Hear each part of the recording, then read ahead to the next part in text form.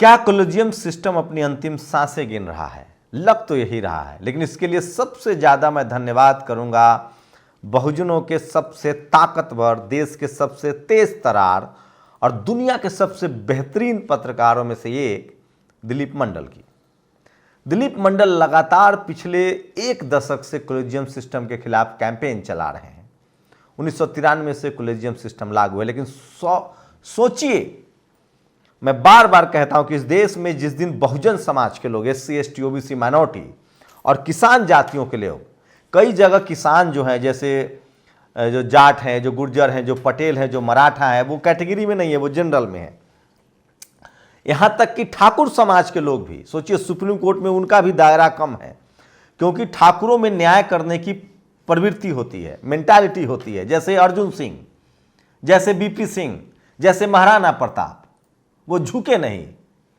लेकिन सोचिए किनके बारे में कहा गया था कि उन लोगों में न्याय करने की ताकत नहीं होती है, मेंटालिटी नहीं होती है। तो इस देश में पहला आदिवासी कानून मंत्री किरण रिजिजू, इस देश के उपराष्ट्रपति जो किसान समाज से आते हैं, धनखड़ साहब जाट कम्युनिटी से आते हैं, और इस देश की महामहिम द्रौपदी मुर्मू, उन्होंने तीनों ने कह दिया है कि कॉलेजियम सिस्टम खत्म होना चाहिए। आप कल्पना कर सकते थे इससे पहले पेशोपेश में है जज। सोचिए सुप्रीम कोर्ट में जाति विशेष के लोग, और उसमें भी परिवार विशेष के लोग, पिताजी जज, बेटा जज, उनके दोस्त जज, गर्लफ्रेंड जज, साला जज, साली जज, मतलब जिसको मन हो उसको वकील की डिग्री है, जज बना दीजिए सीधे हाई कोर्ट और सुप्रीम कोर्ट में। दुनिया में ऐसा कहीं नहीं होता है। बाबा साहब ने उस समय कॉन्स्टिट्यूएंट असेंबली में कहा था कि जज भी इंसान होता है, उसका भी राग द्वेष होता है, उसके भी रिश्ते होते हैं। एक सुप्रीम कोर्ट के चीफ जस्टिस को यह अधिकार दे देना कि वो जिसको चाहे जज बना दे, ये ठीक नहीं है। धनखड़ साहब ने, उपराष्ट्रपति हैं, उन्होंने तो ताबड़तोड़ हमला बोला है। द्रौपदी मुर्मू ने तो पर्दे में कहा था कि कौन लोग जेल में हैं जमानत के बगैर, सुनवाई के बगैर, कौन लोग हैं जो जेलों में भरे पड़े हैं खीरा चोरी के आरोप में, और कौन लोग हैं जो मर्डर करके भी ऐश कर रहे हैं बाहर। आखिर भारत की कानून व्यवस्था को किसने इतना महंगा और किसने गरीबों के खिलाफ बना दिया है? सवाल तो पूछा जाना चाहिए। हाईकोर्ट सुप्रीम कोर्ट में अंबार लगा हुआ है। दिलीप मंडल की माने तो सुप्रीम कोर्ट हाई कोर्ट में केस का अंबार तभी से लगना शुरू हुआ है जब से कॉलेजियम सिस्टम आया है। NSG, नेशनल जुडिशियल कमीशन की बात हुई थी, और मोदी सरकार लगातार कोशिश कर रही है। किरण रिजिजू ने इसको अपनी प्रतिष्ठा का सवाल नहीं बनाया है, इसे देश का सवाल बना दिया है। वहीं सुप्रीम कोर्ट के जो चीफ जस्टिस ऑफ इंडिया है, वो इसे अपने प्रतिष्ठा का सवाल बना रहे हैं। कुछ पुराने जजों से भी बयान दिलवाया जा रहा है, जबकि सच्चाई यह है कि इस देश के संवैधानिक पदों पर बैठे हुए उपराष्ट्रपति, महामहिम उपराष्ट्रपति, महामहिम राष्ट्रपति, देश के कानून मंत्री, संसद में जिसको जनता ने चुन के भेजा है, मैं फिर कह रहा हूं, अगर प्रधानमंत्री नरेंद्र मोदी जुडिशियल कमीशन लागू करवा पाते हैं तो यह सबसे बड़ा ऐतिहासिक कदम होगा। और सोचिए इस देश में SC ST OBC माइनॉरिटी के जो भी हक अधिकार खत्म हो रहे हैं, वो सुप्रीम कोर्ट और हाई कोर्ट से खत्म हो रहे हैं। तो कॉलेजियम सिस्टम पर तलवारें खींची हुई है, चीफ जस्टिस ऑफ इंडिया मान नहीं रहे हैं, और इसी चक्कर में जजों की भर्ती की प्रक्रिया रुकी हुई है। लेकिन मैं दावे के साथ कह रहा हूं कि अगर इस बार कॉलेजियम सिस्टम नहीं खत्म हुआ तो फिर भारत का संविधान संसद से नहीं, किसी पार्टी से नहीं, सुप्रीम कोर्ट की वजह से खतरे में आ जाएगा। आखिर सवाल है कि 300 परिवारों का ही नेक्सस है। जब लोअर कोर्ट में एग्जाम से जज हो सकता है तो सुप्रीम कोर्ट में क्यों नहीं, हाई कोर्ट में क्यों नहीं? दिलीप मंडल कहते हैं कि सुप्रीम कोर्ट और हाई कोर्ट में ऐसे जज हैं जो फैसले भी नहीं लिख पाते हैं। आप सोचिए इस देश में बहुजनों के खिलाफ जितने सारे फैसले आए हैं वो सुप्रीम कोर्ट से आए हैं, और उसको संसद ने रिस्टोर किया है इसी मोदी जी की सरकार ने। सोचिए अगर मोदी जी की सरकार ने, SC ST एक्ट था, सुप्रीम कोर्ट से उसको रद्द कर दिया गया था, उसके बाद जनता सड़कों पर उतरी, बहुजन सड़कों पर उतरा, और प्रधानमंत्री नरेंद्र मोदी को SC ST एक्ट रिस्टोर करना पड़ा। उस समय रामविलास पासवान भी कैबिनेट में थे। तो आपको जनता को संसद, आप सांसद चुन सकते हैं, प्रधानमंत्री चुन सकते हैं, जज नहीं चुन सकते हैं, यह नहीं चलेगा। या तो आप एग्जाम कीजिए, जुडिशियल कमीशन बनाइए, जिसमें मेरिट होगी वो जाएगा, जज बनेगा। इस देश में रिजर्वेशन के खिलाफ सारे फैसले सुप्रीम कोर्ट और हाई कोर्ट से आए हैं। 27% ओबीसी को रिजर्वेशन नहीं मिल रहा है। जो कोर्ट में, हाई कोर्ट और सुप्रीम कोर्ट में जो लोग जाते हैं उनके जाति पता कीजिए, और जो जज बैठे हुए उनकी जाति पता कीजिए। यह कॉलेजियम सिस्टम इस बार खत्म होना ही चाहिए। और यह महामहिम राष्ट्रपति ने मुंह पर जजों को कहा है कि आप जानते नहीं हैं, मैं जानती हूं कि कौन लोग जेल में हैं।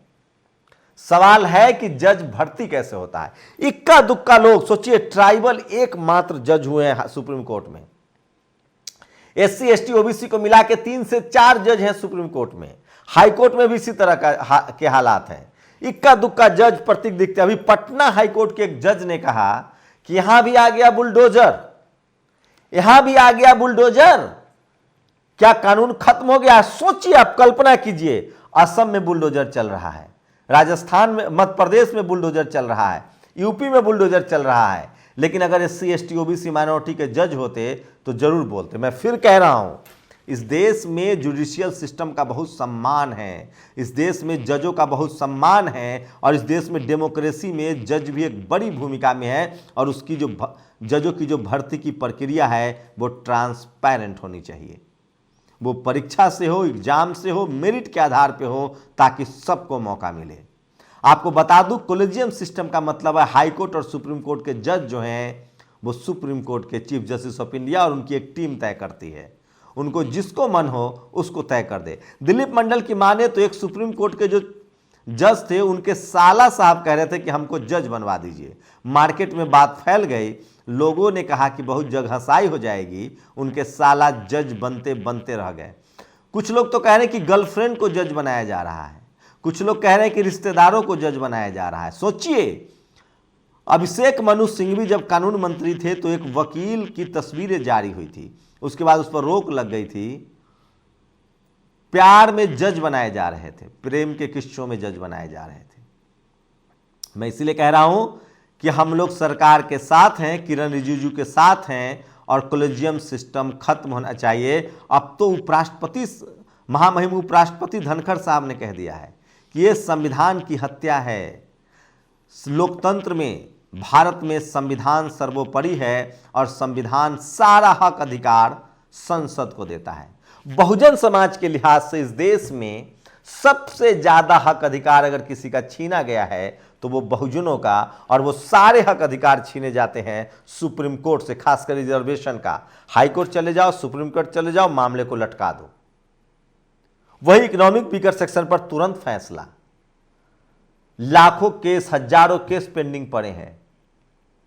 तो जुडिशियल कमीशन को लेकर 3 बड़े, और तीनों बहुजन समाज से हैं, किसान जातियों से हैं।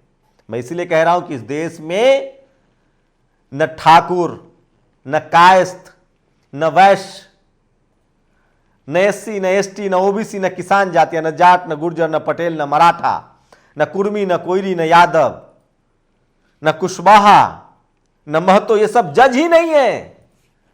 कौन लोग जज बैठे हुए हैं सुप्रीम कोर्ट में? जाके पता तो कीजिए।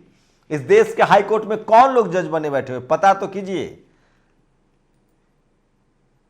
बहुत जरूरी है इस पर बहस करना, बहुत जरूरी है बात करना कि उस जगह पर जहां के फैसले इस देश के हर नागरिक को मानना होता है, वहां पर बैठने के लिए कोई योग्यता ही नहीं है।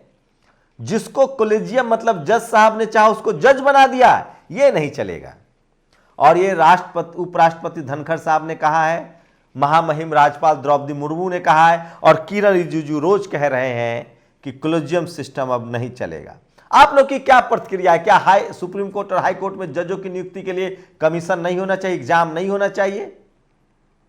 क्या जज बनने के लिए सारे घरों के रास्ते नहीं खुलने चाहिए? किरण रिजिजू कह रहे हैं कि जुडिशियल कमीशन तो आएगा। चीफ जस्टिस ऑफ इंडिया कह रहे हैं कि कॉलेजियम सिस्टम बहुत अच्छा है, हमें अपना काम करने दीजिए, काम में दखलंदाजी ना हो। बिल्कुल नहीं। सुप्रीम कोर्ट, हाई कोर्ट में जजों की भर्ती प्रक्रिया लागू हो, उसमें आरक्षण को भी लागू किया जाए जैसे लोअर जुडिशियरी में लागू है, और तमाम लॉ कॉलेज में भी आरक्षण को लागू करना चाहिए। आप लोग की क्या प्रतिक्रिया है? मैं फिर कह रहा हूं, प्रधानमंत्री नरेंद्र मोदी के आप आलोचक हो सकते हैं, लेकिन अगर जुडिशियल कमीशन आता है और सबके लिए जज बनने के रास्ते खुलते हैं तो यह भारत के इतिहास में, भारत के संवैधानिक इतिहास में, भारत के लोकतंत्र के लिए शानदार काम होगा। प्रधानमंत्री मोदी जी, आप इसे करके दिखाइए।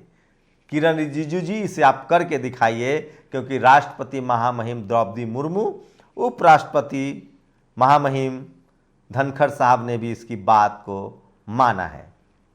आप लोग की क्या प्रतिक्रिया? क्या कोलिजियम सिस्टम नहीं खत्म होना चाहिए? क्या जजों की प्रक्रिया के लिए वो प्रक्रिया नहीं अपनाई जानी चाहिए जहां बाकी सबके लिए होता है?